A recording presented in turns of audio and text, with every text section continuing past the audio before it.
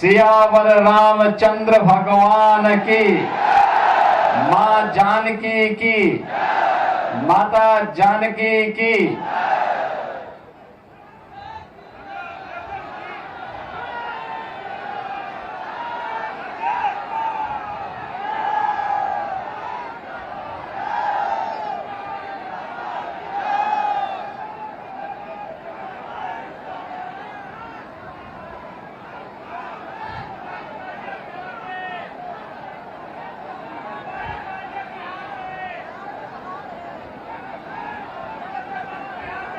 आज की इस चुनाव नामांकन सभा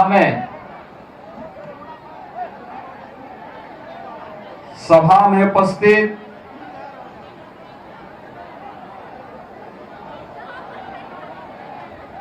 बिहार सरकार के मंत्री श्री जनकराम जी, बिहार सरकार के मंत्री और सोनवर्षा से प्रत्याशी श्री रत्नेश सादा जी,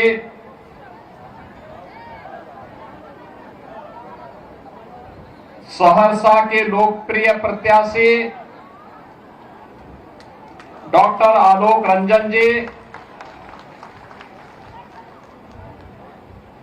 महसी के लोकप्रिय प्रत्याशी श्री गुंजेश्वर शाह जी, सिमरी बख्तियारपुर से एनडीए के प्रत्याशी श्री संजय सिंह जी,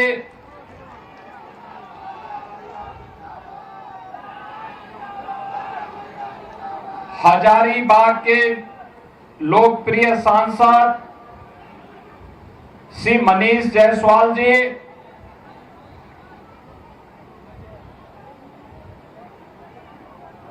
उत्तर प्रदेश सरकार के पूर्व मंत्री और प्रयागराज से विधायक श्री सिद्धार्थनाथ सिंह जी, माननीय सांसद श्री प्रदीप वर्मा जी, सहरसा की महापौर श्रीमती बेन प्रिया जी, जिलाध्यक्ष बीजेपी श्री साजन शर्मा जी, जदयू के जिलाध्यक्ष श्री चंद्रदेव मुखिया जी, अभय गिरी जी, सुरेंद्र यादव जी और भारी संख्या में सहरसा की इस धरती में उपस्थित इस मिथिला क्षेत्र से जुड़े हुए मेरे सभी उपस्थित बहनों और भाइयों, आज मुझे मां जानकी की इस पावन धरा में आप सबसे चुनावी सभा के बहाने ही नामांकन सभा में आने का अवसर प्राप्त हुआ है। इस अवसर पर मां जानकी की इस पवित्र धरा को भगवान बुद्ध की ज्ञान भूमि, भगवान महावीर की पावन जन्मभूमि, विद्यापति की जन्मभूमि और चंद्रगुप्त मौर्य की इस पावन भूमि बिहार की पावन धरा को, जिसने डॉक्टर राजेंद्र प्रसाद जी को, जयप्रकाश नारायण जी को, कर्पूरी ठाकुर जैसी विभूतियों को जन्म दिया हो, कोटि कोटि नमन करते हुए मैं आप सबका हृदय से अभिनंदन करता हूं, स्वागत करता हूं। बहनों और भाइयों, उत्तर प्रदेश और बिहार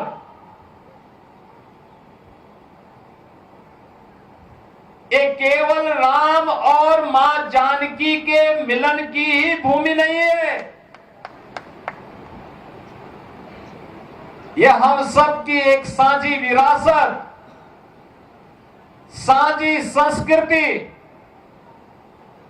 आस्था और साझे भविष्य का प्रतीक भी है।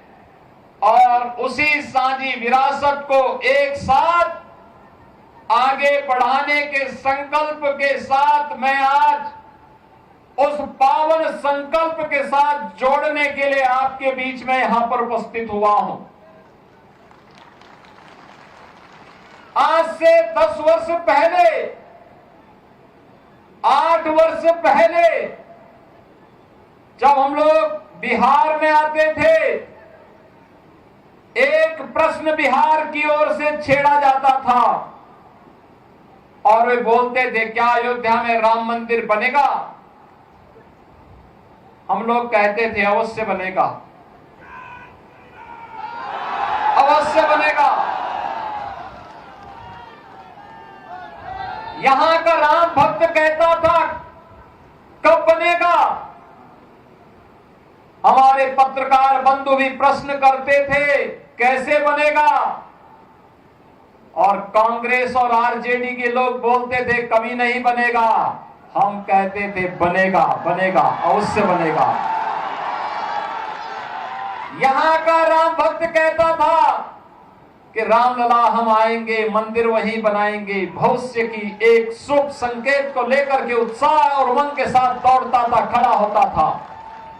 और आज तो अयोध्या में भगवान राम का भव्य मंदिर बन गया है और राम दरबार भी विराजमान हो गया है।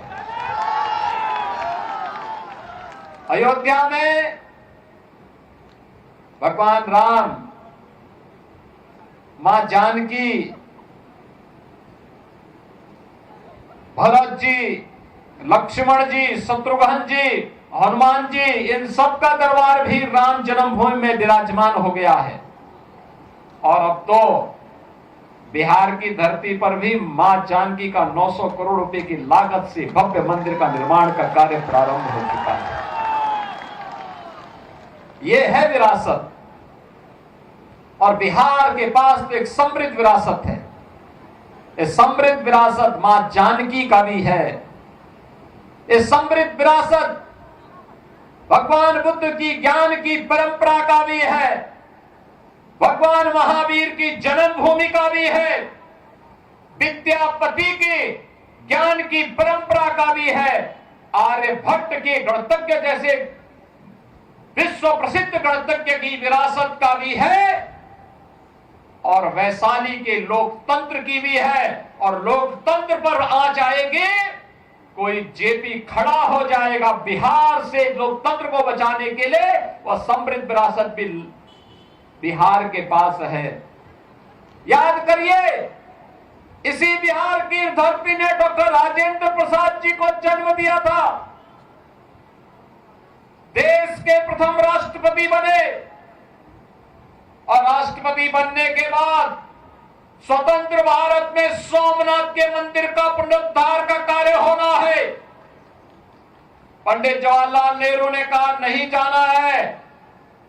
राष्ट्रपति ने कहा नहीं, मैं जाऊंगा, क्योंकि भारत के सांस्कृतिक, भारत के नए आभा को वैश्विक जगत में प्रस्तुत करना है। इसलिए सोमनाथ के मंदिर के पुनरुद्धार के कार्य का कांग्रेस भले ही विरोध करेगी, लेकिन भारत के राष्ट्रपति के नाते भारत की आस्था का सम्मान करना मेरा दायित्व है। और डॉक्टर राजेंद्र प्रसाद जी वहां गए थे, सोमनाथ की धरती पर गए थे। आप याद करिए, मोदी जी पहले प्रधानमंत्री हैं जो अयोध्या गए। श्री राम जन्मभूमि पर भगवान श्री राम के भव्य मंदिर के निर्माण की आधारशिला भी रखी। और गत वर्ष भगवान राम लला को विराजमान करने का काम भी प्रधानमंत्री मोदी जी ने अपने कर कमलों से संपन्न किया है। भारत की आस्था का सम्मान होगा, भारत की विरासत का संरक्षण होगा, तो वह विरासत ही विकास की नींव को पुख्ता करेगा। बहनों और भाइयों, क्या हो रहा था कांग्रेस के शासनकाल में? ये विरासत को अपमानित करते थे, कहते थे राम हुए ही नहीं, कृष्ण हुए ही नहीं, भारत की विरासत को कोसते थे, भारत को अपमानित करते थे। भारत और भारतीयों को गाली देते थे, घुसपैठियों को घुसपैठ करा करके अराजकता पैदा करवाते थे। और आरजेडी को तो कहना ही क्या, इन्होंने बिहार का विकास नहीं किया, अपने परिवार का विकास किया। इन्होंने परिवार का विकास किया। मोदी जी कहते हैं कि 140 करोड़ का भारत मेरा परिवार है, और लालू जी कहते हैं कि राबड़ी देवी का ही परिवार मेरा परिवार है। आरजेडी उससे बाहर नहीं सोच सकती। एनडीए पूरे भारत के लिए सोचता है, और डबल इंजन की सरकार बिहार के उस विकास को आगे बढ़ा रही है। नीतीश जी के नेतृत्व में पिछले 20 वर्षों में बिहार ने विकास की जिस नए प्रतिमान को आगे बढ़ाया है, ऊंचा किया है। आज गांव-गांव की कनेक्टिविटी को तेज किया है, उद्योग लगने प्रारंभ हुए हैं, इंजीनियरिंग कॉलेज बन रहे हैं, विश्वविद्यालय बन रहे हैं। आज बिहार के अंदर विकास एक नई आभा के साथ आगे बढ़ रहा है। बिहार के अंदर बाढ़ की समस्या का समाधान तेजी के साथ आगे बढ़ रहा है।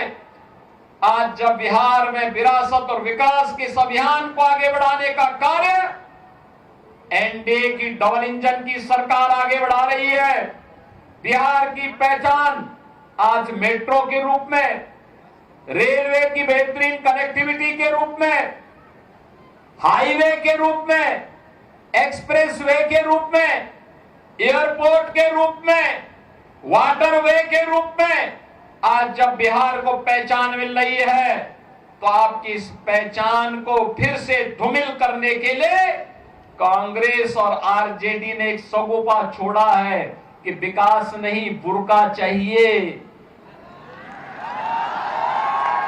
उनको विकास नहीं चाहिए, उनको तो बुर्का चाहिए, जिससे फर्जी वोट डाल करके यहां के गरीबों और दलितों के हकों पर वे डकैती फिर से डाल सके। बहनों और भाइयों, ये बिहार के चुनाव में ये विकास की बात नहीं कर रहे हैं। इनको विकास नहीं चाहिए, इनको बुर्का चाहिए। फर्जी वोट डलवाएंगे लेकिन चेहरा नहीं दिखवाएंगे। तीर्थ यात्रा में विदेश जाएंगे, एयरपोर्ट पर चेहरा दिखाएंगे, अपना वहां पर पासपोर्ट दिखा करके अपनी फोटो भी दिखाएंगे, लेकिन बिहार में वोटिंग होगी तो कहेंगे कि नहीं, बुर्का को छेड़ो मत, चेहरा दिखाओ मत, फर्जी वोट डलवाने दो, जिससे बिहार के गरीबों के हकों पर फिर से डकैती डाली जा सके। कांग्रेस और आरजेडी आज ये साजिश कर रही है, लेकिन इनकी साजिश सफल नहीं होने पाएगी। अब इनकी साजिश को सफल नहीं होने देना है, और इसीलिए हम आपके पास आए हैं कहने के लिए, बिहार के सामने कांग्रेस और आरजेडी ने पहचान का संकट खड़ा किया था। याद करिए, इन लोगों ने हर जिले में एक एक बड़ा माफिया पाल डाला था। वो लूटता था, विकास के पैसे को हजम कर जाता था, गरीब के लिए आने वाला पैसा स्वयं खा जाता था। गांव में कोई भी कार्य नहीं हो पाता था। 4 महीने बाढ़ से बिहार त्रस्त रहता था। न हाईवे, न रेलवे, न मेट्रो, न कोई नई विश्वविद्यालय, न कोई इंजीनियरिंग कॉलेज, न कोई चिकित्सालय, कोई सुविधा नहीं मिल पाती थी।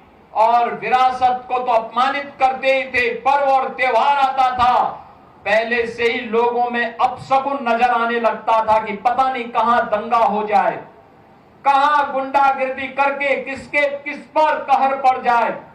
बहनों और भाइयों, ये डबल इंजन की सरकार आने के बाद दंगे बंद हुए, गुंडागर्दी बंद हुई, अराजकता बंद हुई, विकास तेजी के साथ आगे बढ़ा है। आज मेट्रो के रूप में विकास की योजनाओं का लाभ भी बिहार को मिल रहा है। तेजी के साथ गरीब कल्याणकारी योजनाओं का लाभ बिना भेदभाव के हर गरीब को, हर गांव को, हर किसान को, हर नौजवान को उपलब्ध करवाया जा रहा है। आज आप देख रहे होंगे हर गरीब के पास मकान बन गया। 4 करोड़ गरीबों को देश के अंदर मकान बन गए। सर्वाधिक दिनों तक कांग्रेस ने शासन किया, लेकिन वह मकान गरीब का नहीं बना पाई। हर गरीब के घर में शौचालय बन गया। हर गरीब को उज्ज्वला योजना का फ्री कनेक्शन मिल गया। हर गरीब को 5 लाख रुपए की स्वास्थ्य बीमा का, आयुष्मान भारत की सुविधा का लाभ मिल गया। और हर गरीब के लिए फ्री में राशन की सुविधा का लाभ भी मोदी जी ने सब पूरे देश के अंदर 80 करोड़ भारतीयों को उपलब्ध करवा दिया।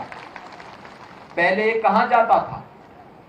पहले सभी पैसा यही कांग्रेस, आरजेडी और उनके जितने भी पार्टनर्स थे, उन सब में ये बढ़ जाता था। गरीब के पास नहीं आ पाता था, गरीब ताकता रह जाता था। और ये लोग यहां का पैसा दुनिया के बैंकों में जमा करके आने वाली कई पीढ़ियों के लिए खजाना वहां भर देते थे। लेकिन अब मोदी जी ने कहा कि भ्रष्टाचार नहीं चलेगा, माफिया राज नहीं चलेगा, और जो भी भ्रष्टाचार फैलाएगा, गरीब के हक पर डकैती डालेगा, उसकी जगह जेल में होगी, जेल में। और बहनों और भाइयों, अगर उसका उदाहरण देखना है तो उत्तर प्रदेश में हमने किया है।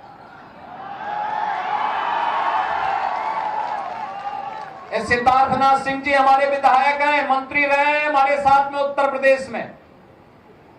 इन्हीं की विधानसभा में एक माफिया था, दुर्दांत माफिया था। उसके बंगले को हमने खाली करवाया और फिर बुलडोजर चलवाया। फिर उस वहां पर गरीबों के लिए आवास बनाए, हाई राइज बिल्डिंग बनवाई और गरीबों को फ्री में एक आवास उपलब्ध करवा दिया। ऐसे लखनऊ में भी होने जा रहा है। हर जनपद में वहां माफिया के द्वारा कब्जा की गई भूमि पर, और अगर किसी ने 10 एकड़ जमीन कब्जा की है और उसके पास अगर कुछ पुश्तैनी भूमि थी तो सबको मिलाकर के ब्याज सहित वापस लिया गया, और वापस लेकर के फिर गरीबों को आवंटित करके गरीबों के मकान बनाए जा रहे हैं। बहनों और भाइयों, माफिया के खिलाफ, गुंडागिर्दी के खिलाफ, देशद्रोही तत्वों के खिलाफ, अराजकता फैलाने वाले तत्वों के खिलाफ अगर कोई लड़ पाएगा तो डबल इंजन की एनडीए सरकार ही लड़ पाएगी, एनडीए का कार्यकर्ता ही लड़ पाएगा। और वही कार्य आज एनडीए की सरकार बिहार के विकास के साथ कर रही है। हर क्षेत्र में विकास के नए प्रतिमान बिहार के अंदर बन रहे हैं। अब बिहार के सामने पहचान का संकट नहीं है। जो पहचान का संकट आरजेडी कांग्रेस ने बिहार के नौजवानों के सामने पैदा की थी। बिहार का नौजवान 2005 के पहले अपनी पहचान को छुपाता था, अपनी पहचान को छुपाता था। किसान आत्महत्या करने के लिए मजबूर होता था, पलायन होता था, उपचार की सुविधा नहीं थी, सड़कें नहीं थी। आरजेडी के समय में तो कहा जाता था कि सड़क बनाओगे तो फिर कच्ची शराब कैसे बना पाओगे, यही तो बोलते थे आरजेडी के लोग। बहनों और भाइयों, आपकी पहचान को लोग कैसे धूमिल करते थे। जिस बिहार ने कभी देश को नेतृत्व दिया हो, जिस बिहार पर देश को गौरव की अनुभूति होती हो, जिस बिहार में पाटलिपुत्र भारत की राजधानी के रूप में पूरे देश को स्वर्ण युग में ले जाने का काम जिस बिहार ने किया हो, वह बिहार कांग्रेस और आरजेडी के समय अपनी पहचान के लिए मोहताज हो गया था। और फिर एनडीए की सरकार जब आई, बिहार को आज उसकी पहचान मिली है। और आज इसीलिए हम लोग आए हैं आपसे कहने के लिए, बीजेपी और एनडीए डबल इंजन की ये सरकार बिहार को विकास के पथ पर डबल स्पीड से ले जाने के लिए प्रतिबद्ध है। और विकास की इस प्रक्रिया में आप सबको जोड़ने के लिए आज मुझे सहरसा की इस पावन धरा पर आने का सौभाग्य प्राप्त हुआ है। आप सबसे मैं इस बारे में कहना चाहूंगा कि अब कोई भी बिहार को उस पुराने लालटेन युग में नहीं लेके जाएगा। अब तो एलईडी की दुधिया लाइट में नीतीश जी बिहार को लेकर के आगे बढ़ चुके हैं और बिहार के विकास को कोई बाधित नहीं कर सकता। और बिहार के इस विकास को आगे बढ़ाने के लिए ही आज आप सबका आह्वान करने के लिए मैं आपके बीच आया हूं। हमें जब भी अवसर मिला, हम लोगों ने उत्तर प्रदेश के अंदर इन महापुरुषों से प्रेरणा प्राप्त करते हुए कुछ न कुछ नया करने का काम किया है। बहनों और भाइयों,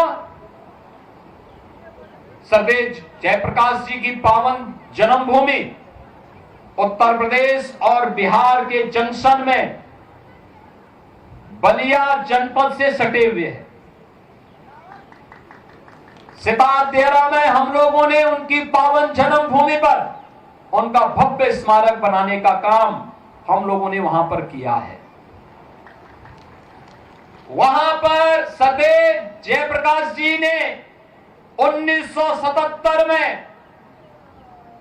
कहा था, एक इच्छा व्यक्त की थी कि मेरी जन्मभूमि में एक चिकित्सालय बनना चाहिए और हो सके तो उसका नाम उनकी धर्मपत्नी प्रभा देवी जी के नाम पर रख दिया जाए।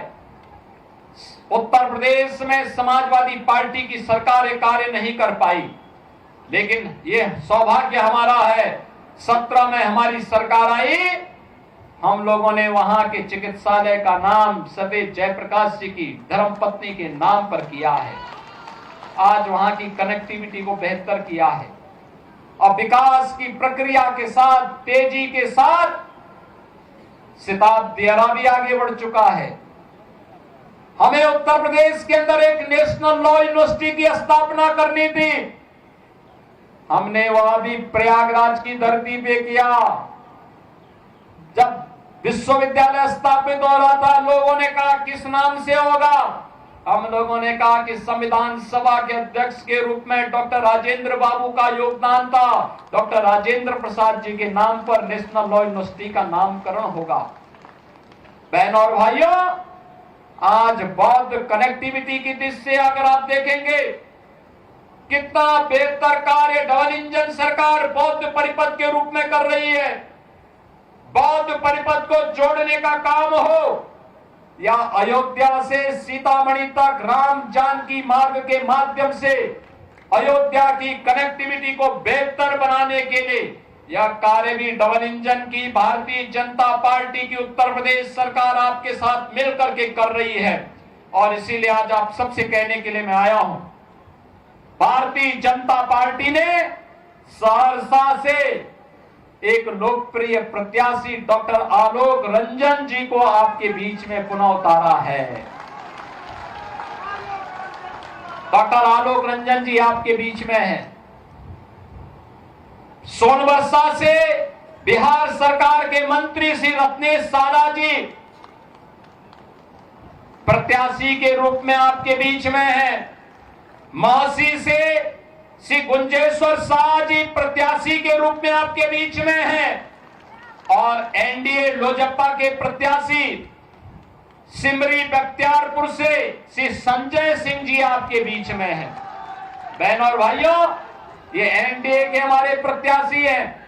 एनडीए के इन प्रत्याशियों को विजयी बना करके भेजेंगे ना, बना करके भेजेंगे, ये सब विजयी बन करके जाएंगे ना।